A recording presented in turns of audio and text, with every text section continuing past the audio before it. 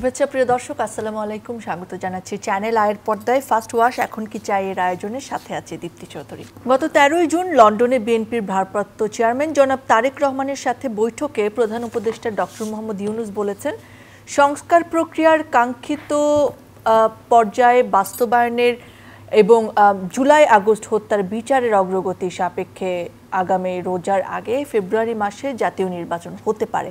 এ ব্যাপারে বিএনপিও সম্মত বলেই মনে করেন বিশেষজ্ঞরা। এর আগে ঈদুল আজহা উপলক্ষে জাতির উদ্দেশ্যে ভাষণে প্রধান উপদেষ্টা এপ্রিলের মধ্যে নির্বাচন অনুষ্ঠানের ঘোষণা দিয়েছেন, কিন্তু এখন পর্যন্ত নির্বাচনের ব্যাপারে এনসিপির সাফ কথা, শুধু একটি নির্বাচনের জন্য জুলাই আগস্ট অভ্যুত্থান হয়নি, জুলাই ঘোষণাপত্র, রাষ্ট্র সংস্কার এবং জুলাই আগস্ট হত্যাকাণ্ড ও নৃশংসতার বিচারের আগে নির্বাচন নয়।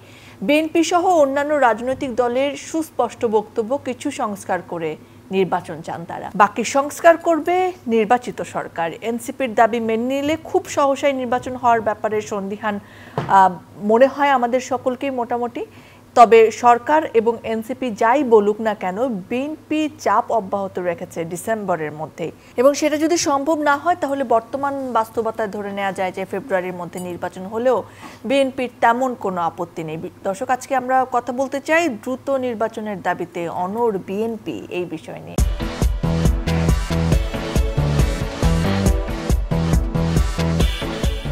আজকে আমাদের সঙ্গে কথা বলার জন্য উপস্থিত রয়েছেন জনাব এস এম জাহাঙ্গীর হোসেন, যুগ্ম আহ্বায়ক, ঢাকা মহানগর উত্তর বিএনপি, এবং আমাদের সাথে রয়েছেন শিক্ষক, রাজনৈতিক বিশ্লেষক ডাক্তার জাহিদুর রহমান। আপনাদের দুজনকে স্বাগত জানাচ্ছি, অনেক ধন্যবাদ সময় দেওয়ার জন্য।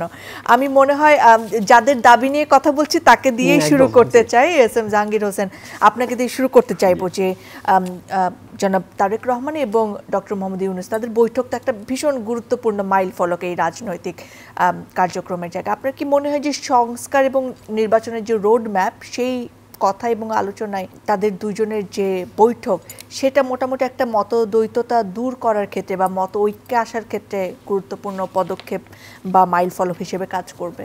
আপনারা দেখেন, আমরা দীর্ঘদিন আন্দোলন সংগ্রাম করেছি, দেশের মানুষ আন্দোলন সংগ্রাম করেছে আমাদের পার্টি ভারপ্রাপ্ত চেয়ারম্যান জনাব তারেক রহমানের নেতৃত্বে, এবং পরবর্তীতে যে এনসিপি বা যে আমাদের ছাত্র সমাজ যারা যোগ হয়েছে, জুলাই আগস্টের আন্দোলনে তারা যোগ হয়েছে। তো আমাদের কিন্তু মূল দাবি ছিল একটি নির্বাচন, দেশের গণতান্ত্রিক প্রক্রিয়ার ধারা অব্যাহত রাখা। সেই নির্বাচন নিয়ে যখন একটি দোলাশা সৃষ্টি হয়েছে, অর্থাৎ 5ই আগস্টের পরে যখন ডক্টর ইউনূসের নেতৃত্বে একটি অন্তর্বর্তীকালীন সরকার আসলো, সেই সরকারের আসার পরে যখন নির্বাচন নিয়ে দোলাশা সৃষ্টি হয়েছে, তখন জনমনে অনেক রকম প্রশ্নের উদ্ভব হয়েছে। সেই প্রশ্ন উদ্ভবের প্রধান কারণ কিন্তু ছিল যে, যেহেতু একটি নির্বাচনকে কেন্দ্র করেই কিন্তু আমাদের মূল আন্দোলনটা শুরু হয়েছে, তো সেই ক্ষেত্রে সেই নির্বাচনের রোডম্যাপ না পাওয়া, নির্বাচনের রোডম্যাপে না যাওয়া, এটা ছিল আমি মনে করি তৎকালীন সরকার বা বর্তমান সরকার যেটা ওনাদের, এটা আমি ভুল যদি বলি ভুলও হতে পারে, আর যদি বলি যে না, এটা মানুষকে আগেই জানানো দরকার ছিল। তো সেই ক্ষেত্রে তারা একটু সময়ক্ষেপণ করেছে, কালক্ষেপণ করেছে, যার কারণে মানুষের মনের ভিতরে বিভিন্ন রকম প্রশ্নের উদ্ভব হয়েছে। তো পরবর্তীতে দেখেন, যাই হোক, আমাদের অন্তর্বর্তীকালীন সরকার অধ্যক্ষ ইউনূস সাহেব তিনি বলেছিলেন যে ডিসেম্বর থেকে জুনের মধ্যে নির্বাচন হবে। যাই হোক, তিনি পরবর্তীতে একটি ভাষণের মাধ্যমে জাতির উদ্দেশ্যে ভাষণ দিয়ে তিনি বললেন যে আমরা এপ্রিলে নির্বাচন করতে চাই। তারপর আমাদের পার্টির ভারপ্রাপ্ত চেয়ারম্যান জনাব তারেক রহমান স্পষ্টই বলেছে, তাও কখন বলেছে, দেশে যখন 10 মাস পেরিয়ে গেল তখন বলেছে যে আমরা ডিসেম্বরের মধ্যে নির্বাচন করতে চাই। তো সেই নির্বাচনটা স্বাভাবিক কারণে এদিকে যদি আমরা 10 মাস ধরি আর ওদিকে যদি আরও 6 মাস ধরি, সেখানে কিন্তু 10 পরে 16 মাস হয়ে যায়। তো 16 মাসের যদি একটা নির্বাচন দেশে না হয় অন্তর্বর্তীকালীন সরকারের আন্ডারে, তো স্বাভাবিক কারণে মানুষের ভিতরে ভুল ব্যাখ্যা যাবে। তো যাই হোক, এই জল্পনা কল্পনার অবসান হয়েছে আমি মনে করি গত 13 তারিখে যে লন্ডনে যে দুই নেতার ভিতরে যে বৈঠকটা হয়েছে, সেই বৈঠকে তারা একটি মতৈক্যে এসেছে, সেটা হলো যে আমরা এপ্রিল এবং ডিসেম্বর না, আমরা ফেব্রুয়ারির মধ্যে, অর্থাৎ ঈদের পূর্বে একটি নির্বাচন করতে চায় এই সরকার, এবং সেখানে যৌথ বিবৃতি এসেছে। যেহেতু একটি যৌথ বিবৃতি এসেছে, স্বাভাবিক কারণে আমরা ধরে নিতে পারি এখানে দুই পক্ষই খুশি হয়েছে এবং দুই পক্ষ সমঝোতার ভিত্তিতে কিন্তু যৌথ বিবৃতি দিয়েছে। তাই স্বাভাবিক কারণে দেশের মানুষের ভিতরে একটি স্বস্তি এসেছে আমি মনে করি, এবং সেই স্বস্তিটা এসেছে এই কারণে যে দুই প্রধান নেতা যেহেতু এরকম একটি যৌথ বিবৃতি দিয়েছে, এবং আশা করা যায় যে যে বিবৃতি এসেছে, যেভাবে এসেছে, এবং একটি যৌক্তিক সময় এবং যৌক্তিক কারণেই সেটা আমরা মানুষ গ্রহণ করেছি, অ্যাকসেপ্ট করেছি এবং আমরা বিশ্বাস করি যে আগামী ফেব্রুয়ারির মধ্যে নির্বাচন হবে ইনশাল্লাহ বাংলাদেশের জনগণ যার প্রতীক্ষায় আছে আর কি। Thank you so much. Zahid ভাই, আপনার কাছে এটা জানতে চাইছি, ধরেন দুই প্রধান নেতা আমরা বলছি খুব সহজেই, কারণ বিএনপি এখন সবচেয়ে বড় রাজনৈতিক দল বর্তমান রাজনৈতিক পরিস্থিতিতে, যখন আওয়ামী লীগ আসলে অনুপস্থিত আছে। সেই জায়গায় আপনার কি মনে হয় আসলে এই যে তোমার কথাও থাকলো আমার কথাও থাকলো, মাঝখানে ফেব্রুয়ারিতে আসলো, এইটা কি আসলে বাকি রাজনৈতিক দলগুলো খুব সুন্দরভাবে মেনে নেবে? আমি স্পেশালি যদি এনসিপির কথা বলি, কারণ তারা কিন্তু এখনো বারবার বলছেন যে আসলে নির্বাচন এত কম সময়ের মধ্যে সম্ভব না, সুষ্ঠু নির্বাচন দেওয়া, এবং তারা সংস্কার বিচার সবকিছুর পরে চান। নির্বাচনের রোড ম্যাপ নিয়ে তাদের কখনোই তেমন কোনো বেশি মাথা ব্যথা ছিল না, এবং স্থানীয় সরকার আগে করার ব্যাপারেও তারা জোর দাবি জানিয়েছিলেন। আপনার কাছে আসলে কি মনে হচ্ছে পুরো পরিস্থিতি? একটা গণতান্ত্রিক ব্যবস্থা যেটা হয়, প্রত্যেকের নিজস্ব রাজনীতি আছে, মানে এনসিপি তো বিএনপি না। এনসিপি যদি বিএনপির মতো চিন্তা করতো, এনসিপি বিএনপি করতো, ওরা নতুন দল তৈরি করতো না। সো এনসিপির নিজের পলিটিক্যাল আদর্শ আছে, পলিটিক্যাল এজেন্ডা আছে, তার এক্সপেকটেশন আছে। যে দলটা 50 বছর থেকে অপারেট করছে তার চাওয়া একরকম হবে, যে দলটা 1 বছরও হয়নি সেই দলটার চাওয়া আরেক রকম হবে। এগুলো খুবই কমন। মানে এনসিপি মনে করছে প্রতিটা মাস যদি তারা নির্বাচন পেছাতে পারেন তাদের জন্য সুবিধা হয়। আর বিএনপি যদি 5 আগস্টের পরের দিন নির্বাচন হতো, কাগজে কলমে বলছি, সেদিনও ওনারা প্রার্থী কাকে দেব সেই টেনশনে, মানে কাকে বাদ দেব সেই টেনশনে তাদের সমস্যা হতো। সো দুটো দলের প্যাটার্ন ভিন্ন, সো দুটো দলের রাজনীতিও ভিন্ন হবে।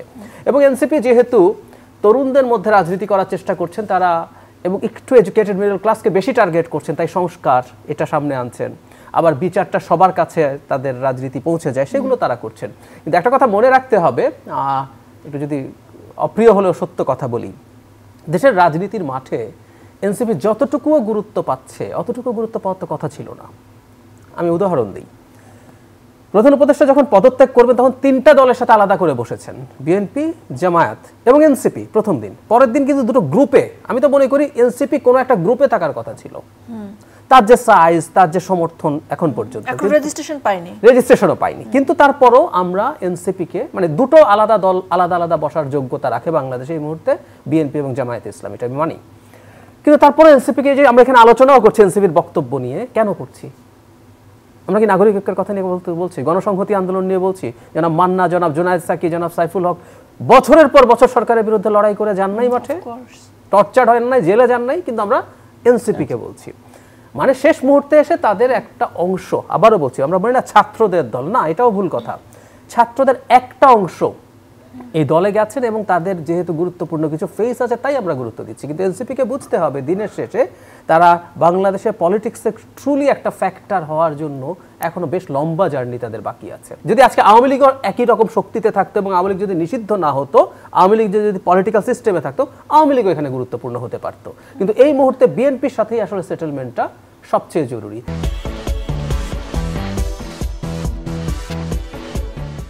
সময় বদলে যায় কিন্তু সৌন্দর্যের সংজ্ঞা বদলায় না, রূপ বদলে যায় কিন্তু আভিজাত্যের মানে একই থেকে যায়। ঐতিহ্য যখন আপন করে নেয় আধুনিকতাকে, তখন সৌন্দর্য ঠিকই খুঁজে নেয় স্যান্ডেলিনাকে। স্মরণের ছোঁয়ায় তোমার উপমায় বদলে দিলে যে আমার। স্যান্ডেলিনা সো, রূপচর্চায় আভিজাত্য।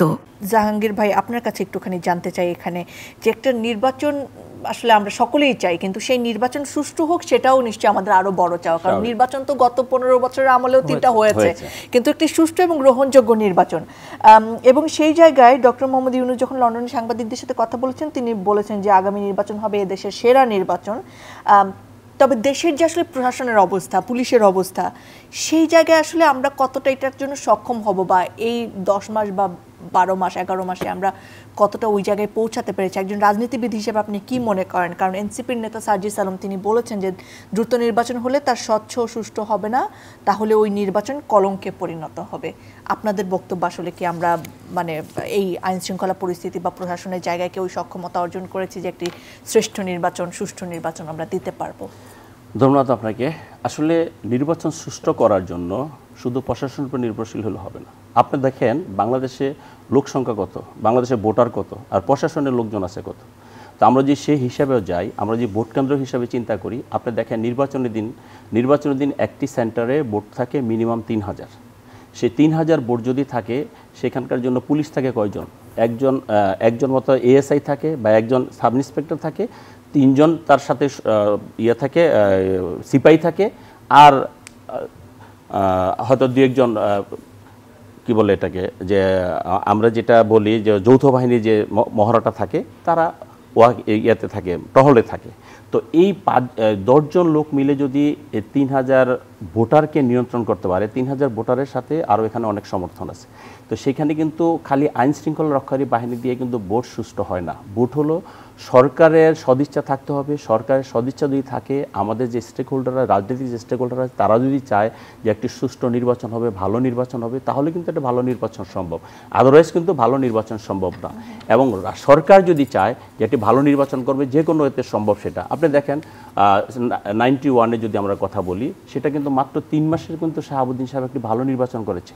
আমি বিশ্বাস করি যে 91-এ যে নির্বাচন হয়েছে, এই যাবৎকালে সবচেয়ে ভালো নির্বাচন 91 হয়েছে। এবং এবারও যে নির্বাচন হবে, ডক্টর ইউনূস সাহেব যে কথাটা বলেছেন, আমরা সেটাও বিশ্বাস করি একটা ভালো নির্বাচন হবে। কিন্তু ভালো নির্বাচনের জন্য যদি আমি 6 মাসে যেটা না করতে পারি, 1 বছরে যেটা না করতে পারি, সেটা কিন্তু 5 বছর করতে পারবো না।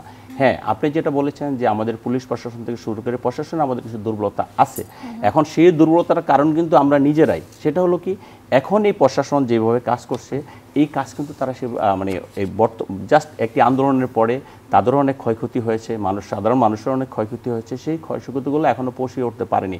পাশাপাশি তাদের ভিতরে একটি ভয় আছে যে নির্বাচনটা যদি হয়, তখন যে সরকারে আসে, এখন আমরা যেভাবে কাজ করতেছি, স্বাভাবিক কারণেই এই কাজের সাথে তাদের একটা ভিন্নতা দেখা দিবে। কাজে আমি মনে করি সরকার যদি সদিচ্ছায় থাকে একটি সুষ্ঠু নির্বাচন করার জন্য, আর আমরা যারা রাজনৈতিক নেতা, মানে রাজনৈতিক দলগুলো যারা আছে, সেই রাজনৈতিক দলগুলো যদি মনে করে বাংলাদেশের যে সুষ্ঠু নির্বাচন করব আমরা, অবশ্যই এটা সম্ভব। সেটার জন্য আইন শৃঙ্খলা রক্ষাকারী বাহিনী অবশ্যই দরকার আছে, কিন্তু সেটাকেই মুখ্য বলা যাবে না। আর সার্জিস আলম যেটা বলেছে যে এখন যদি নির্বাচন হয়, তাহলে এখন আপনি যেটা 3 মাসে করতে পারলেন না, যেটা 6 মাসে করতে পারলেন না, সেটা আপনি 18 মাসে কিভাবে করবেন? আমার কথা হলো যে আমি আবারও বলছি যে 3 মাসে যদি একটি সুন্দর নির্বাচন হতে পারে, তাহলে কেন 16 মাসে হবে না? তার সার্জিস আলমের যে আশঙ্কা, সেই আশঙ্কাটা আমি মনে করি সেটা নিজেদের আশঙ্কা। তারা হয়তো চিন্তা করতেছে যে আমরা এখন যদি নির্বাচনে যাই, ভাই যে কথাটা বললেন যে তারা কিন্তু যেভাবে পাওয়ার কথা, যেভাবে আসার কথা, সেভাবে তারা নাই। তারা মনে করতেছে যদি আমরা এটাকে, এই ক্ষমতাটাকে আমরা যদি দীর্ঘায়িত করতে পারি। আজকে দেখেন এই সার্জিস আলম অর্থাৎ এনসিবির বিরুদ্ধে যে সমস্ত কমপ্লেনগুলো আসছে, এই কমপ্লেনগুলো দেশের মানুষ কিন্তু আশা করে নেয়। তারা সরকারে আসে, সরকারে থেকে তারা কিছু ক্ষমতা উপভোগ করার জন্য কিন্তু তারা সরকারে আসে। পাশাপাশি যে তাদের যে সমস্ত নেতাকর্মী আছে, বিভিন্ন জায়গায় তাদের বিরুদ্ধে বিভিন্ন রকম কমপ্লেন কিন্তু তাদের। এখন তারা শুধু এই কথাগুলো বলছে, নির্বাচনকে পিছানোর তাদের মূল টার্গেট হলো যে দল গোছানো। পাশাপাশি দল গোছায় যতটুকু ভাই যেটা বললেন যে 50 বছরের একটি দল আর 1 বছরের একটি দল অবশ্যই এক হওয়ার কথা না। কিন্তু তারা যেভাবে স্বার্থের পিছে, অর্থের পিছে যেভাবে তারা দৌড়াচ্ছে, আমি মনে করি সেই সফলতা পাওয়ার জন্য তারা এই কথাগুলো বলছে। আর দেশের মানুষ অবশ্যই নির্বাচনের দিকে মুখে আছে। প্রতিটি মানুষ চায় একটি সুন্দর নির্বাচন বাংলাদেশে হোক। কাজেই আমি ভোটার, আমি যদি চাই একটি ভালো নির্বাচন হোক, আমার এখানে আমি ভোট দিতে যাব, ভোট দিয়ে আসবো, সেখানে আইন শৃঙ্খলা রক্ষাকারী বাহিনীর খুব একটা গুরুত্বপূর্ণ ভূমিকা আছে বলে আমি মনে করি। আপনি কি মনে করেন একটি সুষ্ঠু নির্বাচনের কতটুকু সক্ষমতা আমাদের বর্তমানে রয়েছে? আচ্ছা, প্রথম কথাটা হচ্ছে ভাই যেটা বললেন খুবই সঠিক বলেছেন জাহাঙ্গীর ভাই। সেটা হলো যে খুব চেষ্টা করলেও যদি সবাই মিলে সিদ্ধান্ত নেয় আমরা ভোটে গোলযোগ করব, ঠেকানো কঠিন, একমত। এবং আমি আশা করি তার দল, মানে সব গোলযোগের সম্ভাবনা শুধু তার দলের দিক থেকে না, আওয়ামী লীগও কিন্তু বিভিন্ন জায়গায় ঝামেলা করার চেষ্টা করবে। এটা আমাদের মাথায় রাখতে হবে, বিশেষ করে তাদের শক্তির যে সব এলাকা আছে সেসব জায়গায়। আচ্ছা, এটা ঠিক আছে, কিন্তু একটা সরকার বা নির্বাচন কমিশন সদিচ্ছার উপরে আসলে বিশ্বাস করবে না, করতে হবে না। আমরা পুলিশ বাহিনী তৈরি করি কেন? আমরা ধরে নেই লোকজন অপরাধ করতে পারে, আমরা চেষ্টা করবো, এবং আমরা চেষ্টাও করবো মানুষ যাতে অপরাধ প্রবণ না হয়, সেই কাজও করবো। কিন্তু মানুষ অপরাধ করবে না এটা রিলাই করা যাবে না। সো সরকারের প্রস্তুতি থাকতে হবে যে খুবই টাফ সিচুয়েশন হবে। অন্তত পক্ষে আমি বলছি বেশ কিছু জায়গায় আওয়ামী লীগ নানা রকম স্যাবোটাজের চেষ্টা করতে পারে। এবং ভাইয়ের সামনেই বলি, সেটা হচ্ছে বিএনপিরও বহুদিন কিন্তু নির্বাচন হয়নি। মানে খেয়াল করুন, বিএনপিতে আমি এভাবে বলি যে 15 বছরে কিন্তু অনেকে এমপি হতে পারতেন। যিনি রাজনীতি করেন তিনি এমপি হতে চাইবেন? তো কতগুলো মানুষ জমে গেছে, কম্পিটিশন কত টাফ হয়ে গেছে। ফলে আমি ধারণা করি বিএনপির অনেকে স্বতন্ত্র নির্বাচন করতে পারেন, তাদের মধ্যে সংঘাতময় পরিস্থিতি হতে পারে, এবং সরকার সদিচ্ছার উপরে রিলাই করলে হবে না। এবং আমি এটা একমত, সবাই আমরা বলছি পুলিশ আসলে যথেষ্ট পরিমাণ কনফিডেন্স এখনো ফিরে পায়নি এগুলো ফেস করার জন্য। এখন এটা কি ফেব্রুয়ারি না হয় এপ্রিল বা জুনে হলে হবে? উত্তর হচ্ছে না, এটা আগামী বছর ডিসেম্বরেও হবে না। তো তাহলে কি নির্বাচন অতদিন হবে না? উত্তর হচ্ছে, আমি যেটা মনে করি সেটা হচ্ছে, সেনাবাহিনীকে ম্যাজিস্ট্রেসি দিয়ে তো তারা এখনই মাঠে আছে। সেনাবাহিনীকে নির্বাচনে যে আইন শৃঙ্খলা রক্ষাকারী বাহিনীর যে সংজ্ঞা, তার মধ্যে এটা আগে ছিল সেনাবাহিনী, পরে এটা বাদ করা হয়েছে। এটা আবার ঢোকানোর জন্য আমাদের যে নির্বাচন ব্যবস্থা সংস্কার কমিশন আমরা সাজেস্ট করেছি, আশা করি সেটা হয়ে যাবে। তারা যদি বড় সংখ্যায় ডিপ্লয়েড থাকে মাঠে, তাহলে আসলে ভালো নির্বাচন করে ফেলা যাবে বলে আমি বিশ্বাস করি। দেখ ভাই, আপনার কি মনে হয় এনসিপির পক্ষ থেকে যে স্থানীয় সরকার নির্বাচনের কথাটা আসছে, সেটা কি আসলে আলোচনায় আবার আসতে পারে যে ফেব্রুয়ারির আগেও কি এটা হওয়া সম্ভব? একেবারে উচিত হবে না, একেবারে উচিত হবে না। আমি আপনাকে একটা ডাক্তারের উদাহরণ দিই, ঘটনাচক্রে যেহেতু আমি ডাক্তার, মানে প্র্যাকটিস না করলেও। আচ্ছা, ধরুন আপনার হার্টে ব্লক হয়েছে, তখন হয় কি, আপনাকে কতগুলো কি করতে পারবেন আপনাকে লিখে দেয়। ওটা যদি ফলো করেন আপনি ভালো বাঁচতে পারেন। ধরুন আপনি পায়ে হেঁটে এত উপরে উঠবেন না, আপনি এত বেশি হাঁটবেন না, এরকম কতগুলো। কিন্তু আপনি যদি করে ফেলেন এগুলো ঘটনাচক্রে, ফুটবল খেলতে নেমে গেলেন, আপনার হার্টে ব্লক আছে, আপনি মারা গেলেন এরপর হার্ট অ্যাটাক করে। হতে পারতো আপনার হার্টের উপরে প্রেশার না পড়লে আপনি আরো বহুদিন বেঁচে থাকতে পারতেন। সো আমাদের নিরাপত্তা ব্যবস্থার ঝামেলার কথা ওনারাও বলছেন। আমাদের নিরাপত্তা বাহিনীর উপরে বেশি চাপ কি ন্যাশনাল ইলেকশনে না লোকাল ইলেকশনে? অফকোর্স লোকাল ইলেকশনে। হাজার হাজার ইলেকশন, ইউনিয়ন পরিষদ সহ সমস্ত 1000-5 ইলেকশন, সবচেয়ে টাফ ইলেকশন, খুনোখুনি মারামারি। আওয়ামী লীগের সময় দেখবেন ন্যাশনাল ইলেকশনে কিছু হয় নাই, নিজেদের মধ্যে খুনোখুনি করে 150 মানুষ মারা গেছে। এটা আমাদের দেশেও না, আর প্রান্তিক পর্যায়ে ভোট তো এটা। পশ্চিমবঙ্গে আপনি খেয়াল করবেন, যখন ন্যাশনাল ইলেকশন হয় সমস্যা নেই, কিন্তু ওদের পঞ্চায়েত নির্বাচনে মারামারি খুনোখুনি হয়। ওরা এত দিন ধরে ডেমোক্রেসির চর্চা করে। সো আমার বলছি পুলিশের অবস্থা ভালো না, সে সর্বোচ্চ ন্যাশনাল ইলেকশনের প্রেশারটা নিতে পারে। আপনি তাকে লোকাল ইলেকশনের প্রেশার দিয়ে আসলে বাকিটাও ধ্বংস করতে চান, সো দ্যাট অবস্থা এতই খারাপ হয় যে নির্বাচন, ন্যাশনাল ইলেকশনটা অনেক পরে হয়ে যাবে। সো আমি মনে করি কোনোভাবেই এটা উচিত না। আমাদের পুলিশ এবং মিলিটারি মিলে আমরা একটা ন্যাশনাল ইলেকশন করার অবস্থায় আছি, তাকে চাপ দিয়ে আগে মেরে ফেলতে চাই না। তবে এখানে একটা তবে আছে, দীর্ঘদিন বাংলাদেশে নির্বাচন হয় না। সো 2-4টা লোকাল গভর্নমেন্ট, 2-3-4টা, একটা সিটি কর্পোরেশন, একটা পৌরসভা নির্বাচন, একটু অন টেস্ট সরকার মানে নির্বাচন কমিশন করে দেখতে পারে যে তারা ঠিকঠাক মতো এটা করতে পারছে কিনা, পাইলট হিসেবে 1টা 2টো 3টে, এর বেশি না।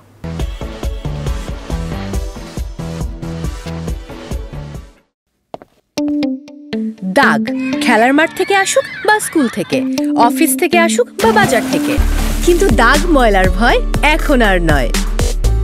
তাই যে কোনো রকম দাগ ময়লাকে দাও ফার্স্ট ওয়াশের last warning. First wash detergent powder, যার এনজাইম সমৃদ্ধ মাল্টি বুস্টার মুহূর্তেই যে কোনো রকম দাগকে দূর করে এবং এর কালার গার্ড কাপড়ের রঙকে রাখে নতুনের মতো ঝকঝকে। তাই আজ শুধু আমি নই, সবাই জানে সাদার আরেক নাম ফার্স্ট ওয়াশ ডিটারজেন্ট পাউডার। কিন্তু এনসিপির তাহলে এই কথার যুক্তিটা আসলে কি, তারা কেন স্থানীয় সরকার নির্বাচন আগে চায়? তাদের যারা সমালোচনা করে তারা অনেকেই মনে করেন যে জাতীয় সরকারে যাওয়ার রাস্তাটা মোটামুটি শক্ত করার জন্য, দল গোছানোর জন্য, কিংবা নিজেদের নেটওয়ার্কিং ছড়ানোর জন্য তারা মনে করেন। আপনারাও কি তাই মনে করেন কিনা? না, আমরা সেটা ওনারা কিভাবে, ওনারা একটি দল যেহেতু, ওনারা কি চিন্তা চেতনা থেকে এটা বলে, সেটা কিন্তু ভাই যেটা বলেন সেটা যথার্থ। যে আর এই সবচেয়ে কঠিন নির্বাচন তো আমাদের স্থানীয় সরকার নির্বাচন, যেটা প্রান্তিক পর্যায়ে প্রতিটি, আপনি যেটা বললেন যে গোষ্ঠী দেশে ঝামেলা হয়, মারামারি হয়। তো এখন তারা হয়তো এটাই চিন্তা করতেছে যে স্থানীয় নির্বাচন যখন হবে, তখন যখন একটা বড় ধরনের একটা ঝামেলা হবে, কিছু লোকজন মারা যাবে বা এই সমস্ত, তখন দেখাবে যে তারা এই সমস্ত আইন শৃঙ্খলা রক্ষাকারী বাহিনী আপাতত এই ধরনের নির্বাচন করার জন্য অভ্যস্ত না এবং তারা পারতেছে না। কাজেই আমরা আরও বিলম্বে নির্বাচন, এই স্থানীয় সরকারি নির্বাচন করতে পারছে না। জাতীয় নির্বাচন, এত বড় 300 আসনের নির্বাচন তারা কীভাবে করবে একদিনে? স্থানীয় নির্বাচন তো ভাগে ভাগে হয়, একদিনে। তো সেই ক্ষেত্রে তারা সেই সুযোগটা নেওয়ার জন্য হয়তো এটা করতেছে। স্থানীয়ভাবে তারা, ভাই যেটা বারবারই বলতেছেন যে তারা 1 বছরের দল, তাদের তো প্রান্তিক পর্যায়ে, অর্থাৎ গ্রামগঞ্জে তো তাদের সেই সমর্থকরা নাই। একটা শিক্ষিত মহলের একটি কিছু ছাত্র জনতা হয়তো তাদের সাথে আছে বা আন্দোলন সংগ্রামে জড়িত ছিল, এবং যারা আন্দোলন সংগ্রামে জড়িত ছিল তারাও কিন্তু এখন নেই। আপনি দেখেন, তারা যে নির্বাচন কমিশন তারা যে গ্রাউ করতে গেল, সেদিন তাদের সাথে সংখ্যার দিক দিয়ে যদি আমরা বলি কীরকম ছাত্রছাত্রীরা ছিল। আপনি এর ভিতরে সার্জিস আলমরা ঢাকা শহরে বিভিন্ন থানায় তারা কিছু প্রোগ্রাম করেছে, সেখানে কতটুকু লোকজন ছিল, অর্থাৎ আমি যদি ছাত্র বলি কতজন ছাত্র ছিল, নর্মাল জনতা কতজন ছিল। কাজেই সেটা যত দিন যাচ্ছে তত কিন্তু তাদের সেই সংখ্যাটা কমছে। খুব ভালো হতো এনসিপির কেউ যদি এখানে থাকতো, তাদেরকে আসলে জিজ্ঞেস করা যেত। নিশ্চয়ই পরের বার যদি আমি পাই তাদেরকে এই প্রশ্নটি আমি করব। জাহিদ ভাই, আপনার কাছে জানতে চাচ্ছি যে নির্বাচন অনুষ্ঠান এবং নির্বাচনের সময় নিয়ে যখন প্রধান উপদেষ্টা আসলে কথা বলছেন নানা শক্তি নিয়ে, তাদের টানাপোড়েন নিয়ে, তখন তার বক্তব্যের সূত্র ধরে সম্মানিত প্রেস সচিব যিনি রয়েছেন তিনি তো নানা সময় এই ধরনের বক্তব্য দেন, আসলে অলমোস্ট পলিটিক্যাল বক্তব্য। তিনি বলেছেন যে আওয়ামী লীগ নিষিদ্ধ করার পর দেশের ভেতরেও বাইরে এক ধরনের যুদ্ধ পরিস্থিতি তৈরি হয়েছে এবং নির্বাচনকে কেন্দ্র করে বিভাজন সৃষ্টির প্রচেষ্টা চালানো হচ্ছে। এখন এই বিষয়ে আসলে আপনি কি বলবেন এই বক্তব্যের ব্যাপারে?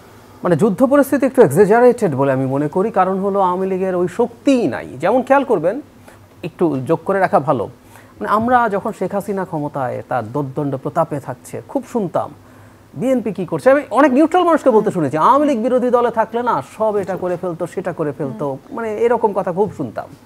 একটা দলের তার প্রধান পালিয়ে তার দল নিষিদ্ধ হয়ে গেল, আমরা কিছুই দেখি না। আওয়ামী লীগকে আমি পটেনশিয়াল কোনো মেজর থ্রেট মনে করি না। ওরা কিছু চোরাগোপ্তা ঝামেলা করতে পারে, এক ধরনের টেরোরিস্ট অ্যাটাকের মতো ইলেকশনকে টার্গেট করে করতে, কিন্তু যুদ্ধাবস্থা বলতে যেটা বোঝানো হয় আমি একেবারেই মনে করি না। সরকার এটাকে এক্সাজারেট করছে এবং আওয়ামী লীগকে এক্সাজারেট করছে সরকার এবং এনসিপি। আমি কোনোভাবেই মনে করি না আওয়ামী লীগের একটা ফিরে আসা সম্ভব, কোনোভাবেই মনে করি সহসা সম্ভবই না, কোনোভাবেই সম্ভব না। কারণ আপনি দেখেছেন শেখ হাসিনা নিজে ডাক দিয়েছেন তোমরা ট্রাম্পের ছবি নিয়ে মিছিলে যাও, তারপরে এটা সেটা করো, দূর থেকে একজন ছবি তোলো, বলেছেন না? ওনার স্বয়ং নিজে ডাক দিচ্ছেন যেখানে, সেখানেও তো তেমন কিছু হয় নাই। তো উনি এক্সাজারেট করেন কেন? আওয়ামী লীগকে একটা জুজু তৈরি করে রাখা যায় আপনার পক্ষে অনেক কিছু করা। এই দেশের অবস্থা তো ভালো না, আওয়ামী লীগ তো চলে আসলো, শেখ হাসিনা ফেরত আসলো, দেশের গৃহযুদ্ধ লেগে যাবে। দলে দলে যে এই যে একটা কাদা ছোড়াছড়ি, যে কে আসলে আওয়ামী লীগের পুনর্বাসনের জন্য কাজ করছে, বিএনপি প্রায় বলেন যে এনসিপিরা সে বিষয়ে কাজ করছেন, এনসিপিরা তো ডিরেক্টলি বলেন বিএনপি কাজ করছেন একেবারে শুরু থেকে। এই বিষয়ে আসলে কি মনে করেন আপনারা? দুজন থেকেই শুনবো, আগে শুনি। এখন দেখেন স্পেসিফিক আমি যদি বলি, আমি ঢাকা 18তে রাজনীতি করি, আমার উত্তরায় সেখানে ওখানে প্রবীর শহীদ নামে এক ভদ্রলোক আছে, উনি দীর্ঘদিন আওয়ামী লীগ করেছেন। সেদিন উত্তরখানে একটা প্রোগ্রাম, সার্জিস আলম নিজে তাকে পাশের চেয়ারে বসিয়ে সেখানে প্রোগ্রাম হচ্ছে। সে কিন্তু 2টা মার্ডার কেসের আসামি। সেই মার্ডার কেসের হাসিনা সহ যে সিনিয়র যারা আছে সকলেই সেই মামলায় আসামি। এখন এরকম যদি হয় তাহলে আমরা কি বলতে পারি? আমি ব্যক্তিগতভাবে আমি নিজে বলতেছি, সেই ছবি আমার কাছে আছে। তা এখন এইভাবে যদি আমরা যেটা স্পেসিফিক বলতেছি, এবং ভালুকাতে এরকম এক আওয়ামী লীগের নেতাকে অ্যারেস্ট করেছে, এনসিপির নেতাকর্মীরা সেখানে ছাড়িয়ে নিয়েছে, এরকম অনেক জায়গায় আছে, রংপুরে এরকম ঘটনা ঘটেছে। আমরা কিন্তু এরকম অনেক ঘটনা দেখাতে পারি, কিন্তু বিএনপি কোনো জায়গায় আওয়ামী লীগের নেতাকে পাশে নিয়ে বসেছে, আওয়ামী লীগের সাথে কাজ করছে, এরকম কিন্তু খুব কম দেখানো যাবে। এবং পাশে নিয়ে মিটিং করেছে, পাশে বসেছে, আর পাশাপাশি আমি আর ভাই যেমন আমরা 3 জন পাশাপাশি বসেছি, এরকম পাশাপাশি। এবং শহীদ আমি স্পেশাল নাম বলে বললাম, আপনি তো সমস্ত খবর রাখেন, আপনি খবর নিয়ে দেখবেন যে সার্জিসের পাশে চেয়ারে বসা ছিল। এখন এরকম যদি ঘটনা ঘটে আমরা তাকে কি বলতে পারি? তার মানে তারা আওয়ামী লীগের যেখানে দরকার তারা সেখানে আওয়ামী লীগকে নিচ্ছে, আওয়ামী লীগের পক্ষে কথা বলছে, তাদের ভোটগুলো নেওয়া ট্রাই করছেন। ভোট পাশাপাশি আরো আদার্স বেনিফিট আছে হয়তো, তারা তো অনেক বড় বড় ব্যবসায়ী। ওকে জাহিদ ভাই, আপনার কি মনে হয়? আসলে আপনি মাঝে যে কথাটা যোগ করেছেন আমি একটু এটাকে আর একটু অ্যাম্পলিফাই করতে চাই। সত্যি আওয়ামী লীগের লোকজনকে ছাড়ানোর ব্যাপারে বিএনপি মানুষজনের লয়ারদের একটা অংশ তো করেন, তাদের ইনভলভমেন্টের তো কথা আছে। এটা শুধু লিগ্যাল প্রসেসে না, নানানভাবে হয়েছে, কোনো অভিযোগনামা থেকে বাদ দেওয়ানোর জন্য এগুলো আছে। এবং আমি অন্তত একটা এটা সমালোচনা করেও একটা প্রশংসা বিএনপির করি যে বিএনপি এগুলো রেকগনাইজও করে। তারা কিন্তু বহু মানুষকে বহিষ্কার করেছে, তার মানে তারা এটা রেকগনাইজ করে, কিন্তু আরো বেশি হওয়া উচিত এটা আমি মনে করি। আচ্ছা, এখন আওয়ামী লীগকে নিয়ে কি করবো? মানে এখন আওয়ামী লীগ কত % মানুষ? আমার হিসাবে এখনো না অন্তত পক্ষে 20% মানুষ আওয়ামী লীগ করে। আমি দুঃখিত, মানে আমার মন খারাপ হয় যে এরপরও আওয়ামী লীগকে কীভাবে মানুষ সমর্থন করে। কিন্তু আমি আমার আশপাশে মানুষজনকে চিনি, যদি নৌকা মার্কা থাকতো, নির্বাচনে যদি আসতো, তারা নৌকায় ভোট দিত। আচ্ছা, এখন এদেরকে নিয়ে তো বঙ্গোপসাগরে ফেলে টেলে দেওয়া যায় না। মানে তার এটা আওয়ামী লীগকে যে সমর্থন করে এরকম ক্রিমিনাল একটা মাফিয়া একটা রেজিমকে, এটা বিভৎস, কিন্তু তারা তো সোসাইটিতে আছে।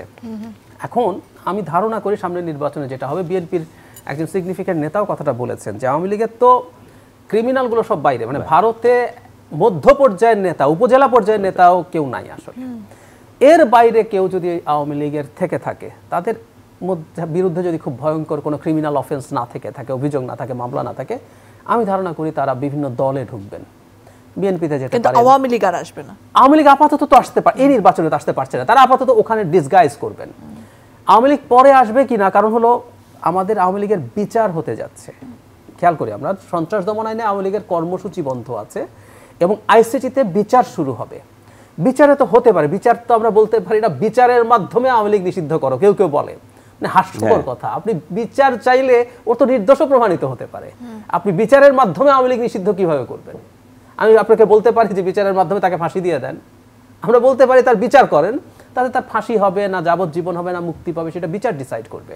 সো আওয়ামী লীগের যদি এমন হয় বিচারে প্রমাণিত হলো যে আওয়ামী লীগের বিরুদ্ধে মানবতা বিরোধী অপরাধের অভিযোগ আনা যাচ্ছে না, তাহলে আওয়ামী লীগ আবার ফেরত আসতে পারে, কিন্তু এই নির্বাচনের আগে আর সেটা সম্ভব না। সো এই নির্বাচনে থাকছে না, তারা বিভিন্ন দলে ঢুকবেন বলে আমি ধারণা করি। লাস্ট কোশ্চেন এই টপিকে করতেই হবে, সেটা হচ্ছে যে সবচেয়ে বড় দল এবং প্রধান উপদেষ্টা তাদের একটা মোটামুটি কথার মাধ্যমে একটা বিবৃতি দুই পক্ষ থেকে এসেছে যে ফেব্রুয়ারি মাসে নির্বাচন হতে পারে। বাকি দলগুলো কি চুপচাপ সেটা মেনে নেবে, নাকি এটার বিরুদ্ধে আন্দোলন হবে, অবস্থানের কর্মসূচি হবে, নানা কিছু হবে, কি মনে করেন?